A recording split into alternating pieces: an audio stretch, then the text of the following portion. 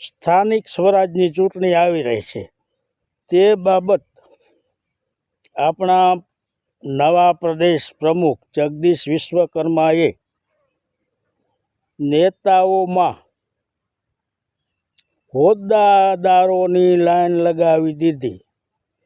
4-5 પ્રદેશ પ્રમુખ, 10 જેટલા ઉપપ્રદેશ પ્રમુખ, 4 જેટલા મહામંત્રી, બીજા નાયબ મહામંત્રીઓની પણ લાઈન લગાવી દીધી.